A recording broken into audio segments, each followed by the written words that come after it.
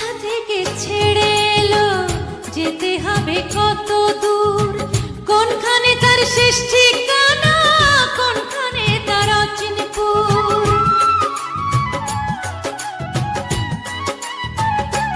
ও কোথা থেকে ছেড়ে এলো, যেতে হবে কত দূর, কোনখানে